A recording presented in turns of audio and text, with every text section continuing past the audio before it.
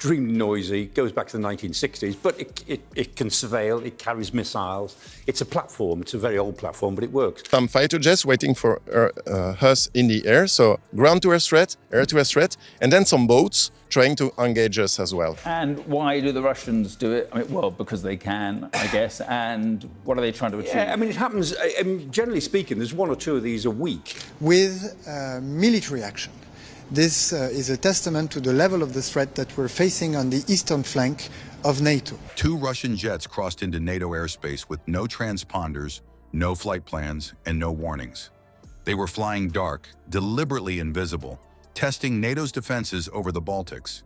But what they didn't expect was the immediate appearance of 2 Italian F-35s, stealth fighters positioned in Estonia, ready to respond within minutes.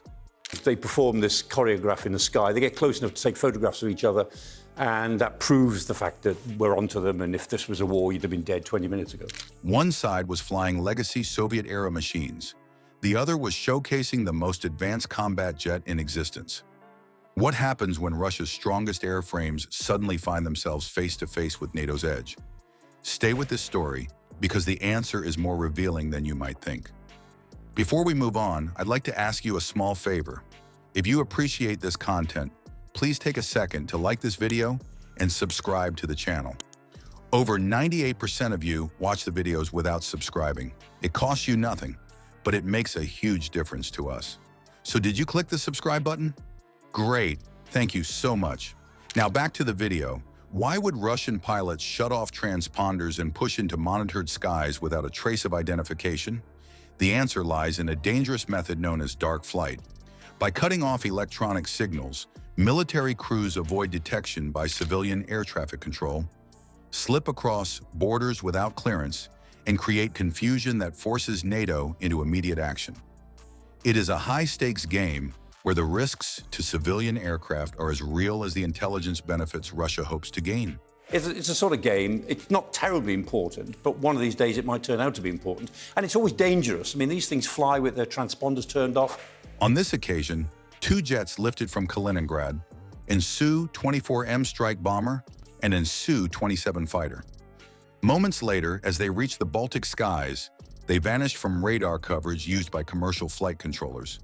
With no warning, no signal, and no filed route, their shadows moved through an air corridor crisscrossed daily by airliners carrying hundreds of passengers. A single misjudgment here could have meant disaster, yet the Russian pilots pressed on, knowing NATO would have to scramble interceptors. These flights are not new. Over the Baltics, Scandinavian air forces have reported similar unlit intrusions. Across Alaska, U.S. radar has tracked Russian bombers edging toward American airspace. Extremely noisy, goes back to the 1960s, but it can surveil, it carries missiles. It's a platform, it's a very old platform, but it works. Testing reactions before peeling away. Each time the intent follows a pattern. Gauge the readiness of NATO units, measure scramble times, and map the reach of radar networks. The data taken back to command provides a picture of how the alliance might respond in any real confrontation. For local air traffic controllers, however, the result is chaos. Civilian pilots suddenly share airspace with invisible fighters, unaware of their presence until a collision becomes possible. The U.S. has now sent fighter jets and support units to Estonia, a NATO ally that used to be part of the Soviet Union. NATO commanders know hesitation here could be fatal, so their response must be instant. And while the Russian crews never planned to fight, they were about to meet something no Soviet-era cockpit was designed to face. 2 Italian F-35s roared off the runway at Amari Air Base in Estonia. The launch looked routine on the surface, but behind the scenes, it was the product of constant readiness. Crews had slept in rotation. Pilots stayed suited within reach. Some fighter jets waiting for us in the air, so ground-to-air threat, air-to-air threat, and then some boats trying to engage us as well. And maintenance teams kept the aircraft fueled and armed. When the alert sounded, the jets were airborne in minutes, climbing fast over the Baltic coast. NATO calls it air policing, but in practice it is a non-stop race against intrusions that never arrive on a schedule. Italy's role was new in this theater. Their deployment marked the first time Italian F-35s carried the burden of intercepting Russian flights over the Baltic states. And it's about reassuring your NATO allies. Yeah, Absolutely. This is a team effort from the NATO alliance. Each NATO member rotates, moving fighters and crews into Northern Europe to share the responsibility. This system means there is always a standing guard, no matter which country is directly under threat. For Italy, it was both a demonstration of alliance trust and a high-stakes test. The scene above Estonia underscored just how different the machines were. And why do the Russians do it? I mean, well, because they can, I guess. And what are they trying to achieve? Yeah, I mean, it happens, generally speaking, there's 1 or 2 of these a week. It's up to each member state to work on this, but clearly there's also a role for NATO to make sure that we are informed, that we are updated. The Russian Su-24 and Su-27 relied on engines and airframes designed in the late Cold War. They carried speed and power, but their radars told a shorter story. To rather than in UK airspace. Yes, I mean, they never come into British airspace as such, I mean, legal airspace, but they move into NATO's area and they certainly get close. The F-35s, by contrast, absorbed information from satellites, ground stations, and their own sensors, creating a picture far wider than the eye could see. One pilot alone had access to what once required an entire control center. Still, technology never replaces judgment.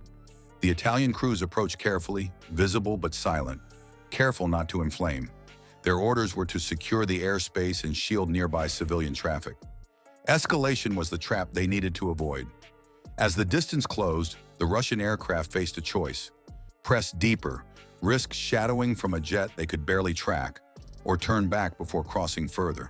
No flight plan, there are civilian aircraft in the area, so somebody needs to shepherd them to make sure they don't cause a crisis.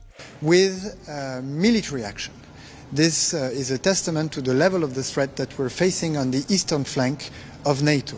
Under escort, the 2 intruders curved toward Kaliningrad, leaving the F-35s patrolling in their wake. This was more than an intercept. It was a clear reminder of what NATO now puts in the skies above the Balt. To Russian military aggression. And now, with Moscow threatening once more, it's never been more vital to the security of this region. This encounter was never a contest of speed or agility. It was a demonstration that NATO can answer sudden intrusions with discipline, accuracy, and calm. The F-35s weren't sent to chase Russia into a fight, but to show that invisibility in the skies has an answer. The question is, why these probes keep coming? Are they messages, pressure tests, or rehearsals for something more? Viewers should think about what future flights might signal, because one miscalculation could shift everything. There's 3 squadrons there on the quick reaction alert, as they're called, and a couple of Typhoons from Lossiemouth. This photograph almost certainly was taken from the other Typhoon. In today's tense skies, restraint and readiness may weigh heavier than raw firepower when keeping Europe from the edge.